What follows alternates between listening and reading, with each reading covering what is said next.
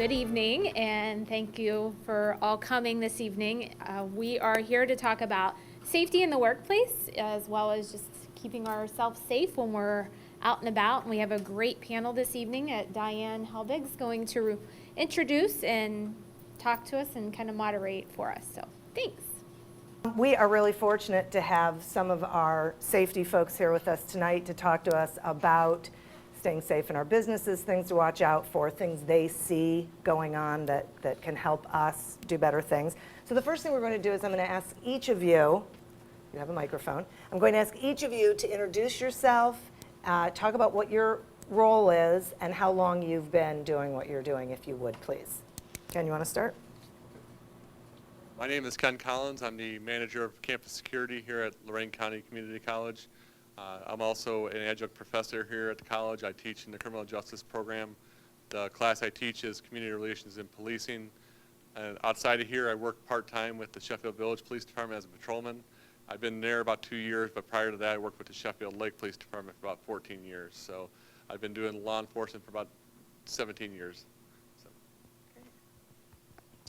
I'm Duane Whiteley. I'm the police chief for the city of Elyria. I've been on the department a little over 26 years, and I've been the chief for 6.5. Great, thank you. I'm Mike Bridge. I'm the director of operations for Lifecare ambulance here in town. I've been with Lifecare for 17 years, and I've been in the field for 20. I'm a paramedic. Mostly I do a lot of the administrative and managerial things, but I also work directly with the guys out in the field quite a bit. Thank you. My name is Carl Keith. I'm fire marshal for the city of Elyria. I'm assigned to the Fire Prevention Bureau. I'm an assistant chief, but assigned to the bureau. Been on the department a little over 27 years. We're in charge of code enforcement, public education, different types of programs like that, and also arson investigation, fire investigation. Great, thank you. So there's an awful lot of ways to think about safety and security. There's the physical space that we're in. There's the people we're working with, if we have employees or coworkers. And then there's outside people, customers, bad actors, just people in the community kind of thing. So for the business community, and any of you who feel like this is a topic that you want to share on, what are some ways that they can make sure that their physical space, I'm thinking, for the fire department especially, their physical space, they can keep it safe? Just some tips and ideas, things to think about, things that maybe we overlook because we aren't necessarily thinking about it, we're running our business. What do you think? Okay, as far as business safety, probably one of the best things you can do. If you think about it, when you get a business, you're either you may work out of the house, you may build a building, you may rent a building, you may, again, move into an existing. The best thing to do is go to the building department when you first start. Now, this would be in a city.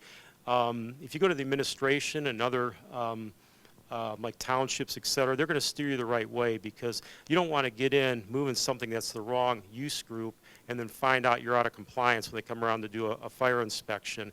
Then you start over again. It gets very expensive. So the main thing is just make sure you're in the right use group, and above that goes the correct zoning. As far as training for your employees, fire departments usually provide that. You can give them a call. There's a lot of free information online through the state fire marshal's office. There's stuff you can pay for too through OSHA. We go out, we do fire extinguisher programs, that type of thing. Also, if you think about overall safety, if your exit doors work, if your exit lights work, this kind of ties into what the police department does. It may minimize a larger disaster or problem. That's so great, thank you. It's so interesting. I don't think we think about some of these things, right? It doesn't really occur to us, though in our homes, but those of us who have children, when our kids were little, it was make sure everybody knows what the escape route is, right? Make sure that you have one, make sure everybody knows what it is, make sure that your smoke detectors, you're changing batteries in them and things like that. And so it's really taking that information and adding it on to your place of business. I thought making sure you're in the right use group was very valuable. We also don't realize things, what compliance is really all about. We think if we buy a building, everything is probably fine, or we would have heard about it when we bought the building and things like that. So thank you, those are great. Are there things that I'd like to sort of talk about for you folks?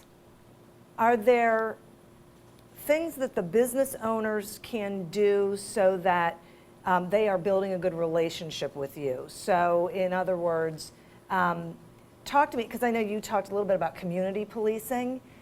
You know, let's talk about the ways that you interact with the business community and would like the business community to interact with you. You know, what can we do as business owners to make sure that we're being good citizens and that you know we're there and those kinds of things? One of the things I talk about when I teach my class is, because some of the students will eventually become police officers in the field, is when you get on the road and you get out of training and you have your own car, is to stop at businesses at times when you're not being called there. If maybe it's a restaurant, maybe it's somewhere you get coffee, maybe it's just a store that you walk in, a drug mart or somewhere like that, and just walking in and just talking with them at a time when things are at a baseline where they aren't calling you because they need your help, or you're not responding to it because there's an issue there. You're just stopping in, so that way you have that conversation. Hey, I'm Officer Collins with the Sheffield Village Police Department, or I'm the manager of security here at the college. How are things going? How's your day going? And just having that conversation, because if they build that relationship with you, then at some point you may need that information, or they may be more comfortable calling if they've already talked to you when in a kind of an informal setting, versus the first time you're meeting is because something happened to them at the business, or they're receiving some kind of threat from outside their business. So, yeah. Chief, I don't know if you have a good working relationship between businesses and the police, I think, is critical to any community. And it can be something as simple as just like he was saying, something as simple as stopping into businesses and for the officers to talk. For the business owners, when they see a policeman coming by, walking by, to take that step and talk, because anytime you break that barrier down, it's going to be a benefit. Now, there are going to be things like, for safety-wise that we talk about, you're going to make sure you know all the exits to where you're at. If somebody comes in, you have to have a reaction plan ready to go, and not just ready to go. You need to have one that you've practiced, because you're going to do what you're trained to do, and if you're trained to do nothing, you're not going to do nothing. Yeah. So you're just going to panic and freeze. So work with the local officers. We try to get them to go into the businesses whenever they can. It does make it tough when you have days like we had today, where there's no time to get out of the car, let alone be able to make random stops anywhere. I do know a lot of our officers on the day and noon shift. They do stop in businesses. They do talk to the owners and the workers. It's important for them to have a good idea of who's who. One of the things I want our guys to do on a regular basis is stop in the schools, get to know who the workers are, get to know the layout of the building. If you have somebody going in the school, yeah, and they know who you are and you know who they are, well, number one, you know they're not the bad guy. So that's something that goes in your favor. But you also know the layout of the building, because you want to know where all the nooks and crannies are, all the little office closets and stuff, and where the most people are going to be and how to get there quickly. So we want a similar thing with businesses. We want that open relationship back and forth. And quite frankly, the first step is just being friendly. It's us taking the step and being friendly, and then we get that back, and you'd be surprised at how quickly and how easily things move when you get that communication thing started. One of the things that we do, we'll work with local businesses to help you get first aid trained people trained in CPR. So if there's a case where somebody does have a medical emergency or something at your business, someone there can start working with them and helping them until we get there. It helps us if you can invite us out, let us know where the different entrances and exits are, especially if it's a manufacturing plant or something that's large and there's going to be multiple places to go in. It helps us to know we need to go in this side, this entrance 5 over here, we'll know where it's at. That's important for the fire department and for the police department too, but it helps us get in where we need to go the quickest. Having somebody outside to flag us down and say, hey, come on around the back where we're going to be at, that helps too. As a business owner, probably the best thing you can do if you have a question about something is you can call the fire department. We can channel it the right way. We may give it to the police department. We may give it to the ambulance service. Likely we'll give it to the building department, that type of thing, try to help channel it. Also, if you need training for your employees, again, I go back, call us. We have a lot of programs available. We'll come in and do it. A couple of programs we do are not really based so much on business safety, but they're based on the individual safety, which they tend to really appreciate if you offer that to them, through the workplace. So when you talk about individual safety, because that was going to be my next question, can you talk a little bit about that? Like what does that look like exactly? Is it for the employees as they're coming and going, if they're working odd shifts? Is it for if something happens within the building? What kind of personal safety issues would you run across? For us, personal safety is more, lots of times there's new, maybe technology out there. This is for them in the home mostly. And even though it doesn't pertain to the business, it really helps them personally. And usually they really appreciate, and they appreciate the business owner bringing this in for them for their own Great. Safety. That's We great. have programs on different types of smoke detectors. We go out and for the business we do fire extinguisher training where we light up pans of diesel fuel, have them put them out. We do ones on large scale disasters, what to watch out for if you're at the mall, if you're different places, the kind of the problem signs, the trouble signs, to look for a little bit, that type of thing. That's so great, because I was going to say, we live in a different world now than when I was growing up. We had problems then, there were things, but we live in this really interesting environment where I think we have to remember that we're all in this together. And so when we work together and we realize it's a community and that these folks are there to help us, help each other, we're all helping each other make sure it's the best possible situation. And even if it's a bad one, it's as good as possible, so to speak, to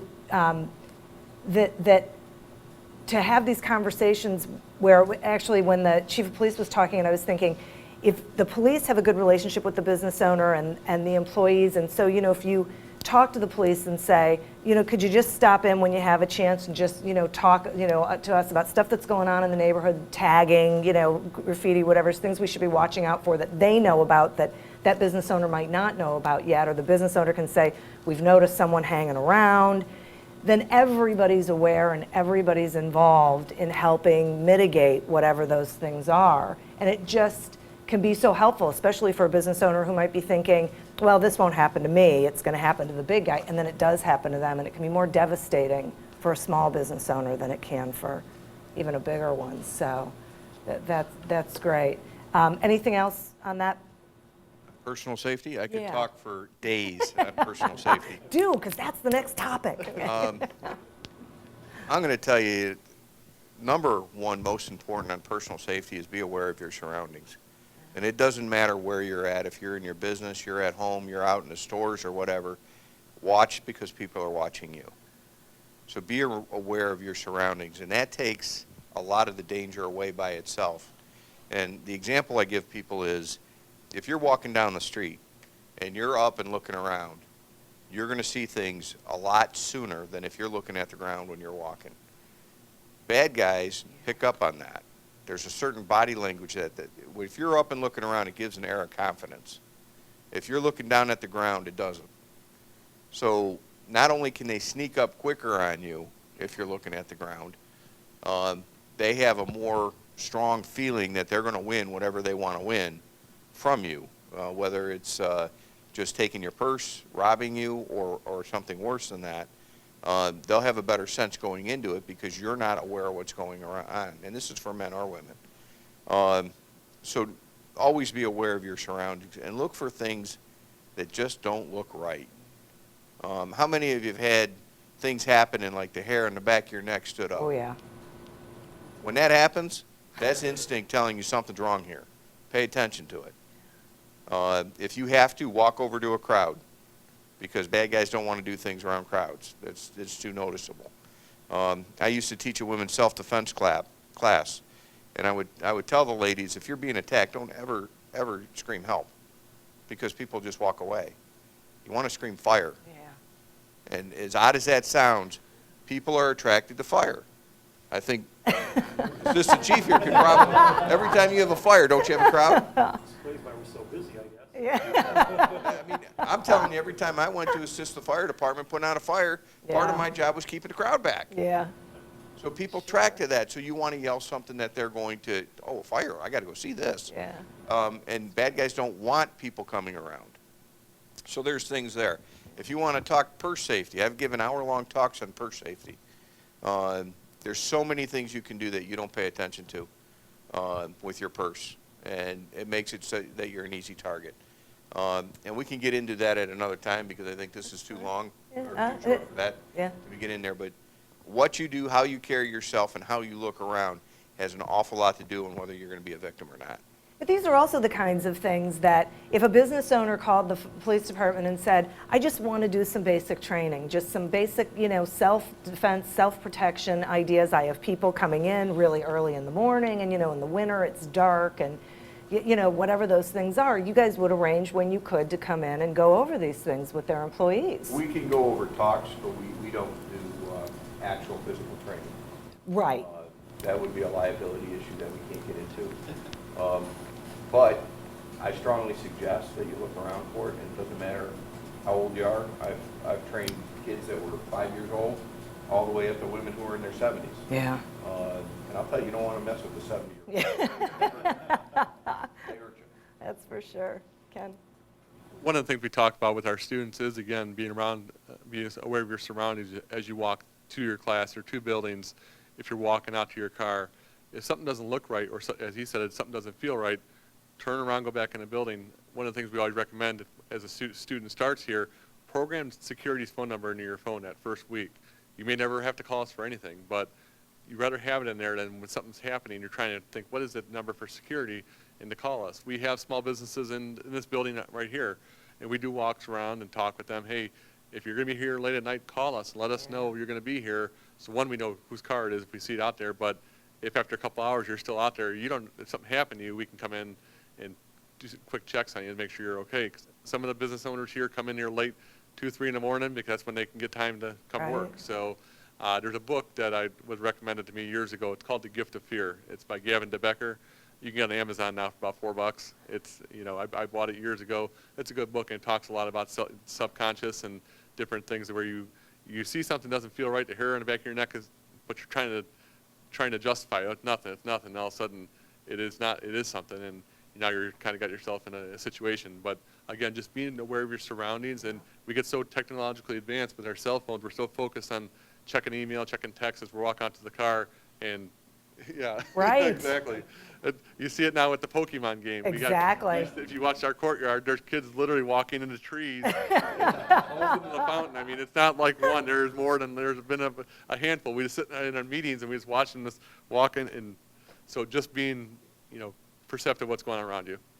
Excellent. Thank you so much. I think it's so important. As you guys were talking, I was thinking when I was in college, I worked in a bar, and I remembered that my father had said, if you think someone's following you, drive to the police station. It's like just a simple, and I've told that to my kids. If you ever are out at night and you feel uncomfortable, just drive straight to the police department. No one's going to follow you there, and go in. I mean, it's, but so it's almost, you would think common sense sort of things, but I think we don't think something's going to happen to us, right? We just, and we don't want to think about it, and we don't want to feel like we're fearful. We don't want to feel like we're, expecting bad things to happen, but it's more being prepared and being alert and paying attention to what's going on around you, and making sure that you're tapping into the resources that are around you to make sure you know those things. Which brings me to sort of a weird sort of question, but it goes like this. We're imagining, we were talking about this earlier, that there are business owners out here that are gun owners. And, they're permitted, they've, done all the things. Is that something that would be valuable for you to know like ahead of something going on in their business, you know, it's before that 911 call comes in. Is information like that, are there things in their environment that would be helpful for you to know in the event there's a reason that you need to go out there, or are there just so many you wouldn't be able to keep track of that anyway? Well, one of the things I want our people to assume every time they go somewhere is they're walking into a situation where somebody has a gun. Now, I don't want them walking out with their gun drawn, pointing it at people for no reason. Just be aware that that's a possibility. I don't know where we would have the ability to put in anywhere that every business owner that have a gun, I don't think we'd want to put where they keep the gun, all that kind of stuff. Yeah. But if you need to call the police for something and you're going to have your gun, like somebody just robbed you or something, and, you know, hey, I went and got my gun for protection, let the dispatcher know that. They'll let the officers know that you're in there by yourself, you have a weapon, and they will guide you in what to do and how to do it. I don't discourage people from getting CCWs.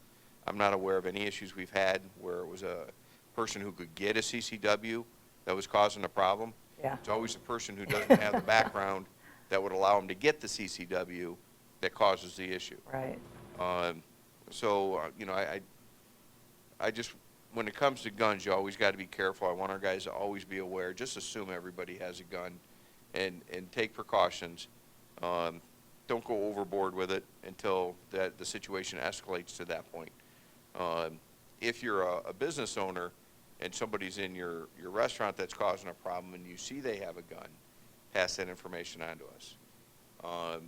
If you're being robbed, pay as much attention as you can. It's common for us to get, we say, well, what'd the guy look like? I don't know, but the gun was this big around. And I get that. That's fear, that you get tunnel vision. Yeah. And you're focused on that gun because that is what's going to affect you. Yeah. If you can, try to open that vision up and get a description of the person who's doing it. And maybe we can catch the person so they don't do that to somebody else. That's great. So it really is about sharing information, remembering whenever you're calling any of these folks, give as much information as you can, as calmly as you can, because information is power. Chief, you bring up a good point. Even when I'm at my job at Sheffield Village or I'm off duty, when I walk into Speedway or Sheetz or into a restaurant, I pause for a good second or two, look in what's going on. Is the place getting held up? Is there just normal business? Because, as you can attest, there's been officers that walked in and robberies and while they're going on because they just didn't see it as they were walking through the doors. Wow. Another thing, especially with business owners, if you're making deposits that you make routinely, and you may be every night at 6 o'clock, you drop money at Chase Bank or whatever it is, and the drop box is outside, pay attention as you're doing that, because are there cars there, people milling around that haven't been there before? Because everyone knows where you're going to be at 6 o'clock and you're making that deposit. And so you got to be mindful of that. If you have cash in the bag and people know that at certain times you're going to be there, try and vary that if you can. If it's something that you can vary your times on making that delivery, try and do that. If it's something that you can control, sometimes you can't. Sometimes you have to go right from the place of business right to the bank. Well, if you can vary that, try and do that, because again, it's people that are criminals. They try and pick up on routines. So this is a terrible story to tell, but when I lived in Detroit, someone went to the bank and they put a box there and they put a sign on the night deposit box that said, "This is broken, please leave your deposit in this box." And people did. And people did. I know, it's not funny. Well, it is sort of funny. So it's a terrible thing to laugh at. But seriously, like this is part of using common sense and thinking, okay, should I go to a different bank to drop it in the real box, Well, to follow up on what Ken was saying is, it's the same thing with patrolling for police officers. We tell them to be, the terminology is systematically unsystematic, because you don't want to do the same. You get into your patrol car, you drive to point A, then you leave there and you go to point B, because people will learn your routine and they'll know, okay, he's never here at this time. I can speed, or, I can go rob this place because I know what the routines are. So we want them to just drive around and go everywhere. It's the same thing with what Ken was talking about with your bank deposits. Don't do the same thing every day, because somebody's going to pick up on that and eventually it's going to haunt you. So just at different points, you maybe skip a day. and the next day go in with 2 sets of bank receipts. If you're going to have a large set, try going at noon. Break it up a little bit. You'll throw people off, so I think that's an excellent point. Okay, so as we wrap this up, what would be really valuable for us, first of all, I want to thank you so much for that information. I thought that was incredible. I took notes, learned a bunch of stuff that, and I just work in my house, but it all applies. That's, what's so valuable. It doesn't matter if you work out of your home or you work with a bunch of other people in a building or, have several locations. If there was one thing that you wanted our folks to hear and take away with them from tonight, what would that one thing be? I think for me, from my perspective, is when you leave your place of work or even your home, make sure to double check, make sure everything's locked up when you leave. I know when I patrol, I'm on midnights, we'll pull on doors and we'll get somebody, just an oversight generally, most of the time, but we have to go and search the place of business, make sure that it is just an oversight, but you'll find a door at night of someone leaves the jewelry store wide open, and it's like doing that one last check through, okay, time to go, let me just pull on these doors at night when you go to bed at your house, making sure everything's locked up. Because I don't know how many times I left my garage door open and I'm getting a call at 3 in the morning, hey, your garage door's open. Or walk downstairs and the doors standing wide open, all the lights on. It's like, I went to bed at 9 o'clock and my kids, who I assume thought would lock everything up. And No, that doesn't That happen. didn't happen. No. So, but That's a bad assumption. Just taking that, like I said, take that couple seconds just to make sure everything's locked up, because you've earned this, the business. Don't let something like an oversight like that give you a bad day. Yeah, that's great. Thank you. If you're going to just one thing, I'm going to reiterate is be aware of your surroundings. Know what's going on and pay attention to it. Just don't turn your head and glance and look away. Be able to describe what you just looked at, and it'll help you out a lot in the long run. Great. Thank you. I think the most important thing would be, if you've never taken a CPR class, go out and take one. Whether you're at work, whether you just work at home, if you just have family members at home, there's no way to underestimate how important doing CPR on somebody who suddenly goes down. That's what saves lives, is somebody being right there and saying, oh, my mom went down, my grandfather, my coworker. Don't be afraid to get in there and start helping them. Jump right on them and start doing CPR. That gives them the best chance to potentially survive. That's great. Thank you. I'd say from our point of view, go for the most bang for the buck. We've all heard the comparisons between how much more dangerous it is to drive than it is to fly, but yet how many of us are afraid of flying as opposed to we're driving every day, and there's hundreds of more deaths from driving. So we tend to bypass that. It's the same with terrorist incidents. Every day we see terrorist incidents. Everyone overshadows the one before it. Well, if you really look at the numbers, compare that to numbers of fatalities from fires. There's 100, 200 times more deaths from fires than there is from terrorist incidents. And along with this goes with what everybody else has said, it's the awareness too. If you walk into a facility, say a movie theater, how many of us really look and see where the exits are, how many there are? Okay, that's good. I preach this to my daughter all the time. We'll go in, I'll say, where are the exits? She goes, okay, Dad, they're right there, there, and there. I say, now we have a disaster, which way are you going to go? She'll say, I'm going to go the way least traveled. This is not to say you can go against the flow of traffic, but basically everybody wants to go out the same door they came in. Look for the alternative routes, okay? If you go to a venue, say it's a concert, for example, and it's not Blossom, for example, and you see pyrotechnics, you know what? Walk away from it. It is not worth it. Chances are that they do not have the permits. It's just not good. There's too much chance something's going to happen here. There have been too many disasters that have killed hundreds of people in this type of venue. That's great. Thank you. So really, it's being aware of your surroundings, being aware of what's going on, making sure that you're communicating not only to your employees and your neighbors, the people around your business, but also the first responders, the security folks who are out in the community. If we all think about this in terms of just being a little more aware that these things happen, they exist, paying attention to what's going on around us and communicating really effectively, it can make all the difference, right? And getting trained. I mean, CPR training, huge. But if you think about it, you guys have all talked some about making sure that you have training so that you have that comfort level. That what happens? We wait till something happens to us and then we go get trained, right? So this is a matter of just thinking ahead so that you're calmer in situations and more prepared for them, and it can turn a bad situation totally around. So thank you all so much for being with us. We really appreciate it. Can we get a round of applause? Thanks, guys. Does anyone want to? I never recommend a fight because we want you to live. There's no guarantee that if maybe you do everything that they say and they'll kill you anyway. If you fight with them, the chances are much greater that you're going to get hurt or killed, and we would prefer you survive one. The rest of the stuff is property. You can always make up property. A lot of times insurance covers it. If it doesn't, I'd rather you lose your property than your life. So, yeah, while I can't say don't ever fight, be very careful. Unless you get the drop on them or something, I would just do what they say, and you have a better chance for survival. That's through the state fire code. They base it on what kind of fire protection systems you have, whether you have sprinklers, fire alarms, et cetera, and then how many people. It's based also on door size, how many people they feel can exit in a certain amount of time if that room is capacity. No, the police aren't going to mind that.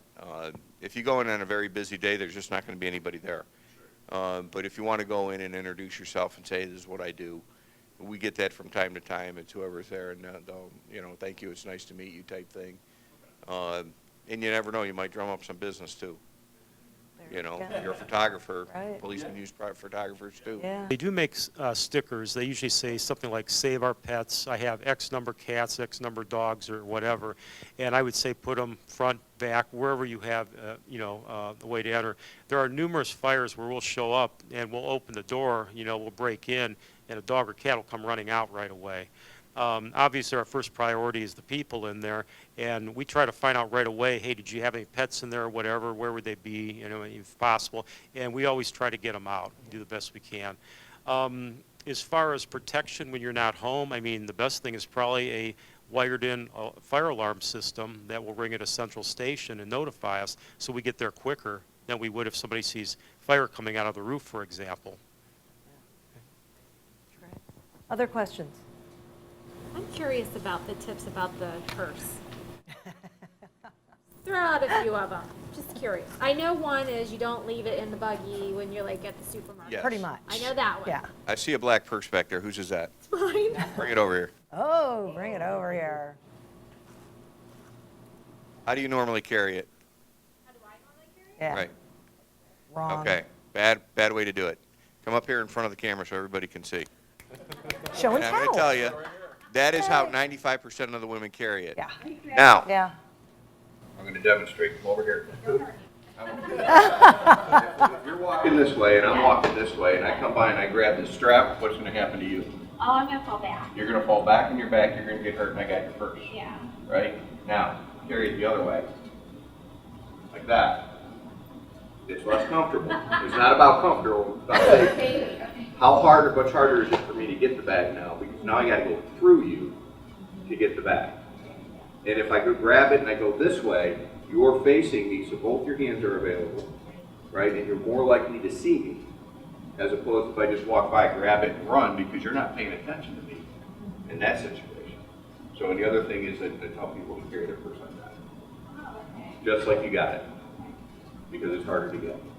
Yeah, that has some negative side effects because if you keep it long and strapped and you put it in front of you, you're okay. But if you put it over the shoulder and it still straps to the side, now it's got the strap has the neck. So if you bring it around in the front and you hold it like clutching your hand, that's perfect. But if you just fling it to your side now, it becomes even more dangerous, and you got a better chance of getting it. So I have another safety question. I'm a mom, and I have two small kids. So when I'm out by myself with the kids, I always have to strap one end, the other one to strap.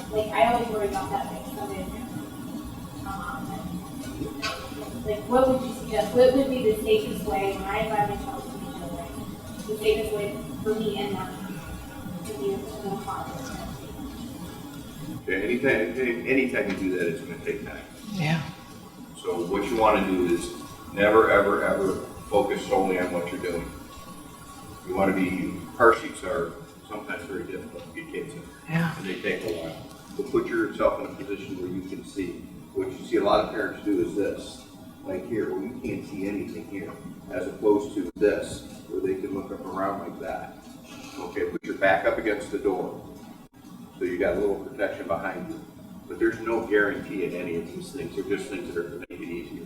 And the number one thing, keep looking around. It's that awareness around you.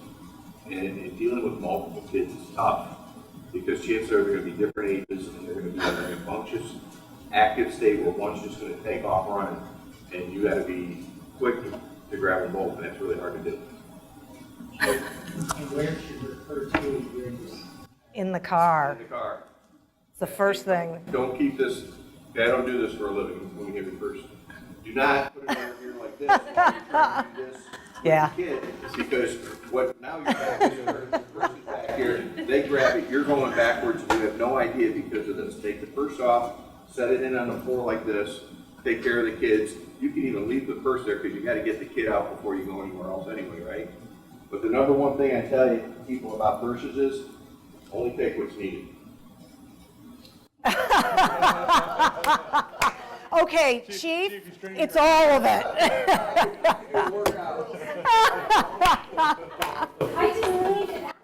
I just cleaned it out. I love that. No, and I know we're pushing time here, but what is the number one thing that women are upset about when their purse is stolen? Number one thing. Makeup? No, the Phone, phone. your wallet. For me, it's the wallet. Anything else? So far, everybody's wrong. The brand? No, pictures of their kids. Oh, those are on my phone. The number one thing that brings a woman to tears when their purse is stolen is the pictures of their kids, which tells me that there's nothing else in that purse that is that important to them. That's so interesting. So do you really need all that stuff? Well, I could put those in my pocket. And she's like, I don't need all that, I'm just taking this little tiny thing. And you know what do they call wristlets? Or Yeah, wristlets. They put it on, you're walking together with your spouse. I see people do this all the time. They'll put the wristlet on, or the purse, and they'll walk together holding hands with the purse or the wristlet on the opposite side Oh, of where they're walking. Put it on the wrist or your shoulder where you're holding your husband or your spouse's hand, whatever, like this, because it's just that much harder to get. interesting. It's not out in the open, just dangling there. And people will look at it and go, well, that's not an easy target, I'll go over here. And we don't want it to happen to anybody, but you need to be worried about you first. Yeah, right. So, and if we could get everybody to do that, we're going to cut down the chances. That's There's a great. lot more for safety, so we'll get time. And I'll stick around afterwards. How desperate are people now? I remember I was in a talk in St. Louis where the cop said, if you can leave a dime visible in your car, somebody will break the window to get in. I mean, my niece just got her purse stolen. She was stupid enough to leave it in the car, but she was just still felt violated. But people break into cars for like... I'll tell you, 89 to 90% of cars that are entered because they're unlocked. They're trying to It's so true. People go down the street and they just check them. Yep. And if they're locked, they keep going, but you still have 10% that are gonna break the window to get in there, so you don't want anything to be kept inside. Purses, again, for safety. How many of you ladies, and I assume you 100%, all of this, when you go somewhere, you go to get out, you take your purse, you don't need it, you shove it under the seat. When you're in the parking lot of where you're going, I don't do that either. I put it in the trunk before I go there. what happens? You got a guy getting off. Yep. In a hidden place. He watches a woman in the passenger seat go like this. What are they doing? They're putting their purse under the seat. Yeah. So you get out and walk down. It drives me crazy. Walk to the store. You go in the store. They walk over, pop the window, grab your purse, and it's gone. Yep. You don't even. And nobody's going to stop that. Nope. Because it's so quick. So if you're number one, if you don't need your purse, don't take it. Yeah. And number two, if you're going to leave your purse in the car, when you leave your house, put it where you want it to be and just get out of the car without it. Don't do it in front of sight of everything. See, that's what I do. I think about where, I'm so, crazy paranoid about this stuff, that I think about where I'm going and I think, okay, when I leave here, I'm putting everything in the trunk. So when I get wherever I'm going, no one has any idea I have that stuff. If I have to be out all day long, no one has any idea that stuff exists other than me. And I'm still locking everything up, but it's, whatever I need, I have on me, and the rest of it's in the trunk of the car, or I'm swinging by the house and dropping it off, because, you hear too many of these, and because I, think people are watching everything. At Christmas time, do a little bit of shopping, and you got more to do, but you don't want to carry this stuff, so you run it out, put it in your trunk, shut the trunk, go back in and get more. Never. Do you really? Don't do that. Don't do that, because there are people watching. Yeah, And right. if they see you walk away, and let's say they see you walk out of a jewelry store, and you go to your trunk, you pop it open and drop it in there, like, they're definitely breaking in I that would car. never do that though. And people watch other people. I'm a people watcher. All the time. All the time, and I go places, when I go to a jewelry store, I'm constantly looking around and I'm watching people who are just watching the jewelry. Yep. Why are they doing that? That doesn't mean that maybe they're just sitting there bored because their kids are running around the car. Right. Don't assume that's okay, just keep an eye out. So don't be taking things out of your trunk and then going back in and getting more and coming back, because they're going to watch that. And lug it around until you're done, put it and leave and go home, take it out. And it really is about being aware. Like if I drive down my street and I see a guy parked on the street who doesn't look familiar to me and he's just sitting there in the car, I drive around the block, even if I have someplace I have to go. Because I'm thinking that guy's watching people leaving their houses and is waiting for that. I know I'm like totally, bonkers, but and I'll think about the make of the car, which is hard for me because I'm a girl, but I'll try and get as much descriptive of the car as. Far better memory about that stuff than guys. I know we don't know cars. Like, my husband, we can drive down the road and go, oh, that's a 76 Chevy. I'm like, how do you know that? It doesn't say 76 Chevy. Huh? You know colors? I know colors. Girls are much better at telling colors than guys. Oh, that's interesting. See? Much better. Okay, good. Descriptions of people, you will tell us shoes, pants, dress, skirt, bam. Guys will be like, our color shirt on. That's good shoes for they got on. I don't know what shoes they got on. Women pick up all that stuff. That's interesting. They're very. That's great. It's good to know. Women are very detail oriented. Yes, we are when they very see detail things, oriented. and can do it up close. Men see things better when they're further away. Oh, that's interesting. Okay, well, that's good too. All right, well, great. This is great. Yes, one last question. One last question. EMS, as I'm getting ready to open an office space soon, and it's going to be a shared office space for multiple people coming in. I grew up playing sports, and so pretty much anywhere we went, there were defibrillator. Oh. Those things, right. Thank you. Clear. Would you recommend, or do you have anything to really say about that? About I having would one? absolutely recommend it, because second to early CPR, the next most important thing is defibrillation. Wow. So, and they're nowhere near as expensive as they used to be, and you don't have to get a prescription. Affordable. Physician or anything to buy one. You can I buy wondered them the same thing. What did you do? online or at CVS and at the stores more. They're inexpensive, they're well worth it. Do you have them here? Yes. We Yeah, is do? that something Where? too that, I don't want to be the only one to know how to use it then at that point too? Is there somebody that would be able to come in to just do a quick You training on it? can always or- talk to the fire department where you're at, you can talk to the EMS, you can check with any of those guys. As long as you've got someone already there who knows how to use it, you can at least go through with the other employees how to use it. They're simple. They really are. It's step by step. It's It got talks pictures through it. to show you where on the body Yeah. to put them, each one, Yeah. and then what to do, and if the button hands off, boom. They're fantastic. You don't have to do it. And Janice asked me, on campus, we actually have 4 of them. We have one in HBR, a PE building, one in security, one at the doctor center, and then one in our dental lab. I did a site visit this morning over our Midpoint campus in Brunswick, and if you've ever been to our Midpoint campus, it's on the 3rd floor of an office building. There's other businesses there, and while walking through our area, I seen our AED, just told them make sure they check it and make sure the pads don't expire. Well, I go down to the 1st floor, and there's a sign next to the fire extinguisher that says AED available on the 3rd floor. So knowing that we are the housing, the only AED in the building, that if someone does come up, we need to get it down to them. Yesterday I went out to our Wellington campus, same thing. They have an AED mounted out there in plain view if a student or staff member needed to get one or needed to use it. And it literally will walk you through it, and it will not give a shock unless it's reading up, giving a proper reading. So if you put the pads totally messed up, it won't give that shock. That's interesting. It really walks you through it. And you're right. I mean, over time, we got one 10, 12 years ago, and they're so much more sophisticated now, and easier, more user-friendly than they used to be. That's great. Good question. Thank you. Well, thank you. Let's give them another round of applause, please. Thank you. You want to do your thing? Thank you to Diane to moderating. So just a little round of applause for Diane. And once again, thank you so much for this valuable information. I know I'm taking away stuff like how to now hold my purse. But no, we greatly appreciate this, and this is really going to be beneficial for the future because it's going to be on online. So thank you.